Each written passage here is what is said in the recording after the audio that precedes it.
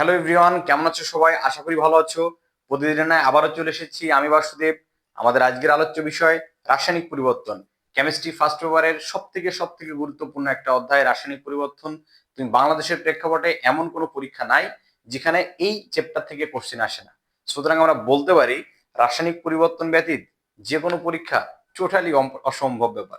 ঠিক আছে, তো চলো দেরি না করে আমরা চট করে দেখে নিই আজকের আয়োজনে আমাদের বিএম কেমিস্ট্রি স্টেশনের পক্ষ থেকে তোমাদের জন্য কি কি থাকছে।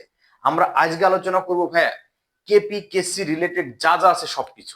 এরই সাথে আমরা দেখব কেপি কেসি এর মধ্যে রিলেশন এবং কেপি এবং কেসি এর একক কিভাবে নির্ণয় করতে হয়। তার আগে আমি তোমাদের বলে নেই, গতবার ঢাকা ইউনিভার্সিটি পরীক্ষা এখান থেকে একটা কোশ্চেন এসেছিল। ঢাকা বোর্ড থেকে শুরু করে সকল বোর্ডে এখান থেকে কোশ্চেন এসেই থাকে। তো আমাদের রাসায়নিক পরিবর্তনের আজ ফার্স্ট লেকচার।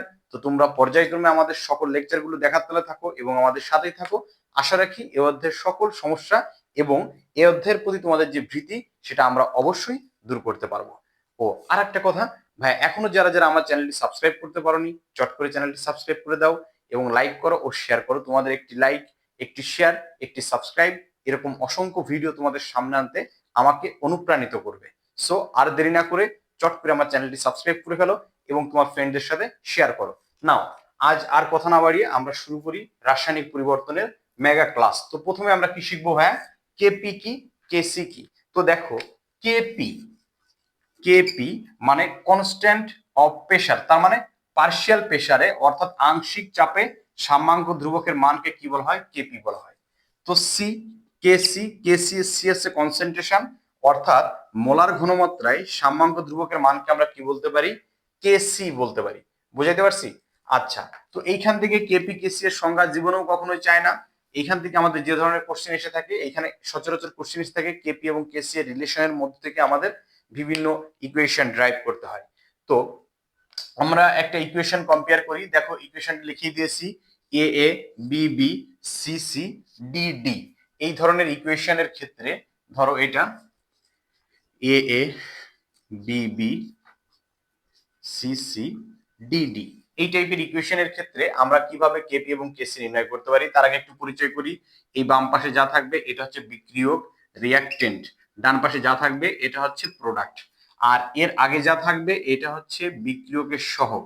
এখানে যেটা আছে এটা হচ্ছে উৎপাদের সহগ। তো কেসি মানে কি? কেসি মানে হচ্ছে মোলার ঘনমাত্রায় সাম্যাঙ্ক ধ্রুবকের মান। কেসি এর ইকুয়েশন যখন আমরা ড্রাইভ করব তখন কি করব?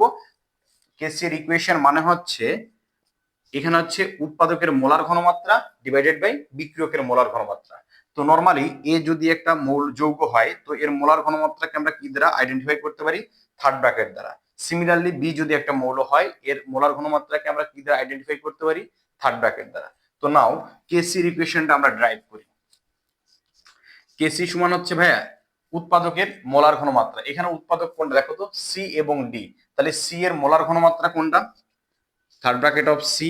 ডি এর মোলার ঘনমাত্রা third bracket of D divided by এখানে হচ্ছে বিক্রিয়ক কোনটা? এ এবং বি।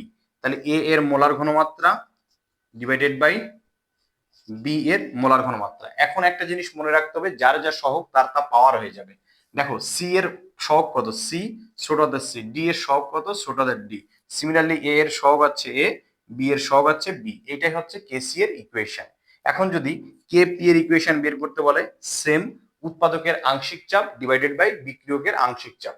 তো আংশিক চাপ আংশিক অর্থাৎ পার্শিয়াল প্রেসার, সি এর আংশিক চাপ পি অফ সি, ডি এর আংশিক চাপ পি অফ ডি। ঠিক আছে, তো এখানে উৎপাদক কোনটা? সি এবং ডি, এর আংশিক চাপ পি অফ সি গুণ P of D divided by বিক্রিয়ক কোনটা? পি অফ এ গুণ পি অফ বি। যার যার সহগ তার তার পাওয়ার হয়ে যাবে। অর্থাৎ সি এর সহগ কত? ছোট হাতের সি। ডি এর সহগ ছোট হাতের ডি। এ এর সহগ ছোট হাতের এ। বি এর সহগ ছোট হাতের বি। এটাই ছিল কেপি এবং কেসি এর ইকুয়েশন ড্রাইভ করার ফর্মুলা। তো এইখান থেকে নোটাবিন্দি একটা জিনিস তোমাকে মাথায় রাখতে হবে যে কেপি এবং কেসি কাদের ক্ষেত্রে আমরা নির্ণয় করতে পারি। কেপি এবং কেসি শুধুমাত্র গ্যাসীয়, দেখো এখানে লিখে দিয়েছি কেবলমাত্র গ্যাসীয় এবং জলীয় অর্থাৎ অ্যাকুয়াস সলিউশনের ক্ষেত্রে আমরা কেপি এবং কেসি নির্ণয় করতে পারি। অন্য সকল ক্ষেত্রে কেপি এবং কেসি এর মান অর্থাৎ আমরা নির্ণয় করতে পারি না। সেক্ষেত্রে কি করব? যারটা গ্যাসীয় এবং অ্যাকুয়াস সলিউশন বাদে থাকবে তার মান আমরা অ্যাবসলিউটলি কত ধরবো? 1 ধরবো। দুই একটা এক্সাম্পল সলভ করলেই আমাদের এটা ক্লিয়ার হয়ে যাবে। আচ্ছা, এখন যদি আমরা এই টাইপের ইকুয়েশন দেয়া থাকে এবং এর কেপি এবং কেসি এর মান বের করতে বলে। তো দেখো আমরা এটার কেপি এর মান কিভাবে নির্ণয় করতে পারি? কেপি সমান কি লিখতে পারি বলো? উৎপাদকের আংশিক চাপ ডিভাইডেড বাই বিক্রিয়কের আংশিক চাপ। এখানে উৎপাদক কোনটা আছে? এই দুইটা আছে। আমাকে দেখতে হবে এটা কি গ্যাসীয় এবং অ্যাকুয়াস ফর্মে আছে কিনা। দেখো এটা গ্যাসিয়াস ফর্মে, এটা অ্যাকুয়াস ফর্মে, তার মানে এটা আমরা বের করতে পারি। কিন্তু এখানে পানি আছে লিকুইড ফর্মে, তার মানে এর মান 1 ধরে নিতে হবে। সেক্ষেত্রে আমরা কেপি সমান কি লিখতে পারি? Partial pressure of nitric acid গুণন partial pressure of nitric oxide divided by partial pressure of NO2। এই চলে গেল। আমাদের হওয়ার কথা ছিল কি into partial pressure of H2O, কিন্তু H2 এর মান আমরা 1 ধরে নিব। কেন? কারণ এটা লিকুইড ফর্মে আছে, এই জন্য এর মান আমরা কত ধরে নিব? 1 ধরে নিব। ব্যাস, এখন একটু কাজ বাকি আছে। যার যার পাওয়ার তার তার কি হয়ে যাবে, সরি যার যার সহগ তার তার পাওয়ার হয়ে যাবে। দেখো এটা সহগ কত আছে? 3 দিয়ে আছে, তার মানে এটা কিউ। এটা সহগ কত দিয়ে আছে? 2 দিয়ে আছে, এই জন্য এটা স্কয়ার। এটা সহগ কত দিয়ে আছে? কিছুই দেয়া নাই, তার মানে এটা 1। আচ্ছা, এই সেম বিক্রিয়ার ক্ষেত্রে যদি আমার কেসি এর মান বের করতে বলতো তাহলে কি হতো? একই ফর্মুলা, জাস্ট এখানে পার্শিয়াল প্রেসারের জায়গায় আমরা ঘনমাত্রা লিখে নিতাম। উৎপাদকের মোলার ঘনমাত্রা ডিভাইডেড বাই বিক্রিয়কের মোলার ঘনমাত্রা। এখানে উৎপাদকের মোলার ঘনমাত্রা কত আছে? থার্ড ব্র্যাকেট দ্বারা প্রকাশ করে দাও। Third bracket of nitric acid এর whole square into third bracket of NO divided by third bracket of NO2 to the power Q. ব্যাস, শেষ। এখন যদি আমরা এইটার ক্ষেত্রে বলতে পারি, দেখো কার্বন এখানে কি আছে ভাই? কার্বনটা দেখো এখানে সলিড আছে, তার মানে এটার মান আমাকে কত ধরে নিতে হবে? 1 ধরে নিতে হবে। তাহলে এই ক্ষেত্রে আমরা কেপি সমান কি লিখতে পারি? উৎপাদক কোনটা আছে? কার্বন ডাই অক্সাইড, পি অফ CO2, এর আগে সহগ আছে 2, এটা হোল স্কয়ার হয়ে যাবে। আর এটার মান 1, তার মানে এটা বাদ, শুধু কি হয়ে যাবে? পি অফ কার্বন ডাই অক্সাইড। ঠিক আছে, এই তো শেষ। এখন যদি আমরা এইটা করি, ভীষণ গুরুত্বপূর্ণ, ভেরি ভেরি ইম্পর্টেন্ট, লিখে নাও, আজীবন ইম্পর্টেন্ট। এই যে ammonia 1 mole ammonia 3 mole hydrogen মিলে, sorry 1 mole nitrogen 3 mole hydrogen মিলে কি হয়ে যাচ্ছে? 2 মোল অ্যামোনিয়া হয়ে যাচ্ছে। এই বিক্রিয়ার জন্য যদি আমরা কেপি নির্ণয় করতে চাই, সেক্ষেত্রে কি করতে পারি? দেখো আমরা, হ্যাঁ এখানে জায়গা নাই, এটা মুছে ফেললাম। হ্যাঁ আচ্ছা, তো সেক্ষেত্রে দেখো পি অফ NH3, এর আগে সহগ 2 আছে, এটা হোল স্কয়ার হয়ে গেল, divided by P of N2 into P of H2, এর আগে কিউ আছে, কিউ। ব্যাস, এটাই ছিল এর কেপি এর রাশিমালা। এখন যদি এটার আমাদের কেসি এর রাশিমালা নির্ণয় করতে বলে, সেক্ষেত্রে আমরা কি করতে পারি বলো? এখানে কেসি সমান আমরা নাও চট করে লিখে ফেলি, উৎপাদকের মোলার ঘনমাত্রা অর্থাৎ অ্যামোনিয়ার ঘনমাত্রা, এবং এর আগে 2 আছে, সহগ 2 হয়ে গেল, ডিভাইডেড বাই ঘনমাত্রা অফ নাইট্রোজেন ইনটু ঘনমাত্রা অফ হাইড্রোজেন। হাইড্রোজেনের সহগ কত আছে বলো তো ভাইয়া? এই যে হাইড্রোজেনের সহগ আছে 3, এই জন্য এটা এখানে কি হয়ে যাবে? কিউ হয়ে যাবে। ব্যাস, তো আমার মনে হয় কেপি এবং কেসি নির্ণয় করাটা আমরা ঠিকঠাক বুঝতে পেরেছি। এখন আমাদের যেটা কাজে লাগবে, কেপি এবং কেসি এর মধ্যে রিলেশন বিল্ড আপ করা, এবং এখান থেকেই ম্যাক্সিমাম কোশ্চেন এসে থাকে। আচ্ছা, তো আমরা কেপি এবং কেসি এর মধ্যে সম্পর্ক জানি, সবাই জানি।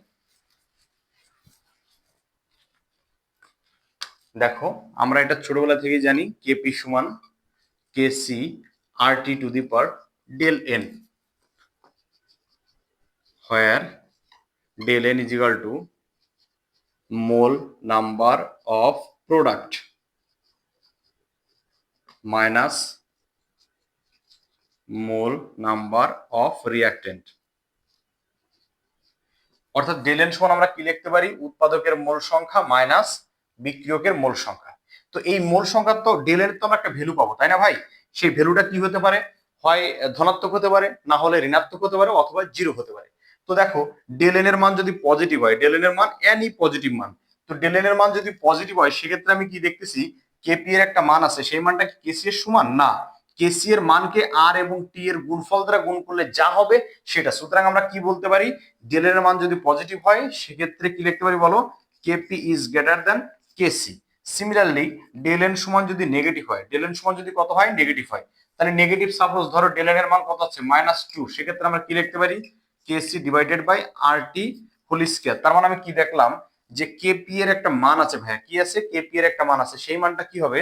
সেই মানটা হবে এই আর এবং টি এর গুণফলের হোল স্কয়ার দ্বারা কেসি এর মানকে ভাগ করলে যে মান হবে সেইটা হবে কেপি এর সমান।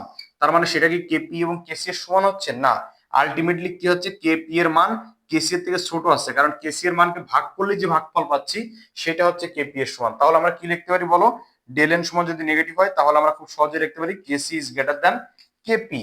আচ্ছা, এবার ধরো ডেল এন সমান যদি 0 হয় তাহলে something to the power 0 equal to আমরা কত জানি, 1 জানি। তাহলে এই ডেল এন এর মান যদি 0 হয় সেক্ষেত্রে আমরা কি লিখতে পারি, এই আর টি এর মান কত হচ্ছে অ্যাবসলিউটলি 1। তাহলে সেক্ষেত্রে কি লেখা যায়, Kp is equal to Kc. ব্যাস, এই শর্তগুলো আমাদেরকে একটু বুঝতে হবে। তো আমরা মোটামুটি এটা বুঝে ফেললাম। এখন যে কোনো ইকুয়েশনের ক্ষেত্রে যদি আমার কেপি এবং কেসি এর মধ্যে সম্পর্ক নির্ণয় করতে বলে আমরা খুব সহজেই নির্ণয় করতে পারবো। তো আমরা একটু সলভ করি কিছু কোশ্চেন। সবসময় যেটা এসে থাকে, যেমন ধরো গতবার আসলে নিচের কোন বিক্রিয়ার কেপি এবং কেসি এর মান সমান। তো আমরা 4টা বিক্রিয়া লিখি প্রথমে। হ্যাঁ, ধরো এটা এই হাইড্রোজেন ক্লোরিন বিক্রিয়া করে কি উৎপন্ন করলো, 2HCl। এবার ধরো N2 3H2 বিক্রিয়া করে 2NH3। তারপর ধরো এটা PCl3 প্লাস Cl2 বিক্রিয়া করে PCl5 উৎপন্ন করে ফেললো। অথবা এরকম হলো PCl5 বিক্রিয়া করে PCl3 প্লাস Cl2। তো এই প্রত্যেকটার জন্যই আমরা কেপি এবং কেসি এর ইকুয়েশন নির্ণয় করব। তো ভাইয়া এইটার ক্ষেত্রে তুমি লক্ষ্য করো তো ডেল এন এর মান কত হচ্ছে, ডেল এর মানে কি, উৎপাদকের মোল সংখ্যা মাইনাস বিক্রিয়কের মোল সংখ্যা। এখানে উৎপাদক কয়টা আছে, 2টা, বিক্রিয়ক কয়টা আছে, 2টা। তার মানে 2 মাইনাস 2 কাটাকাটি করে 0।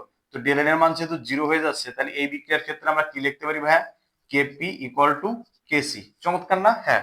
এবার ধরো এইটার ক্ষেত্রে আমরা লক্ষ্য করি এইখানে ডেল এন এর মান কত হচ্ছে বলতো, এখানে উৎপাদকের মোল সংখ্যা আছে কয়টা, 2টা। বিক্রিয়কের মোল সংখ্যা কয়টা আছে, বিক্রিয়কের মোল সংখ্যা আছে 3 আর 1 যোগ করলে 4। তাহলে 2 মাইনাস 4 ক্যালকুলেশন করে -2, দ্যাট ইজ নেগেটিভ। নেগেটিভ হলে আমরা কি জানি, কেসি ইজ গ্রেটার দ্যান কেপি। আচ্ছা, এই বিক্রিয়ার ক্ষেত্রে লক্ষ্য করো উৎপাদকের মোল সংখ্যা কত আছে, এই ক্ষেত্রে ডেল এন এর মান কত, উৎপাদকের মোল সংখ্যা আছে 1 মাইনাস বিক্রিয়কের মোল সংখ্যা আছে 1 আর 1 যোগ করলে 2 ক্যালকুলেশন করে মাইনাস হল নেগেটিভ মান। তার মানে এখানেও কি হতে পারে, কেসি ইজ গ্রেটার দ্যান কেপি। এইবার ধরো এইটার ক্ষেত্রে যদি আমরা লক্ষ্য করি সেক্ষেত্রে কি হচ্ছে দেখো তো, ডেল এন এর মান কত বলো ভাই, উৎপাদকের মোল সংখ্যা আছে ফসফরাস ট্রাইক্লোরাইড একটা, ক্লোরিন আছে একটা, 2 মাইনাস ফসফরাস পেন্টাক্লোরাইড আছে একটা, -1 ক্যালকুলেশন করে 1। সুতরাং এই ক্ষেত্রে আমরা কি লিখতে পারি, কেপি ইজ গ্রেটার দ্যান কেসি। এরকম যত কোশ্চেনে থাক তোমরা খুব সহজেই কেপি এবং কেসি এর মধ্যে ইকুয়েশন ড্রাইভ করতে পারবা কিংবা যে কোনো সম্পর্ক বিল্ড আপ করতে পারবা। বুঝাইতে পারছি ভাই? এখান থেকে আমাদের লাস্ট টপিক আজকের জন্য সেটা হচ্ছে কেপি এবং কেসি এর একক নির্ণয় করা।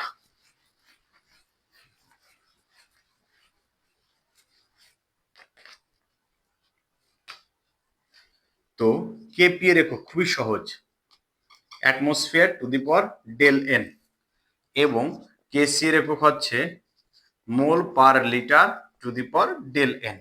তো একটু আগে যেটা দেখলাম আমরা এই বিক্রিয়ার ক্ষেত্রে লক্ষ্য করি, নাইট্রোজেন 3 হাইড্রোজেন 2NH3।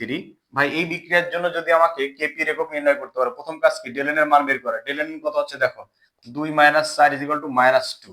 তার মানে এই বিক্রিয়ার জন্য কেপি এর একক কি হয়ে যাবে বলো, কেপি এর একক হচ্ছে atmosphere to the power del n, atmosphere to the power -2 অর্থাৎ 1 বাই অ্যাটমসফিয়ার স্কয়ার।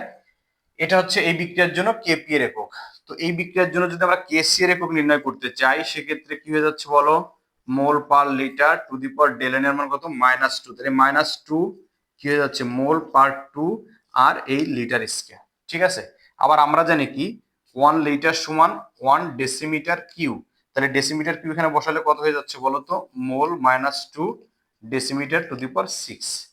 ব্যাস, আমার মনে হয় ক্লাসটা তোমরা ঠিকঠাক বুঝতে পারছো। কেপি কেসি রিলেটেড যা যা ছিল সবই আজকে শেষ হয়ে গেল।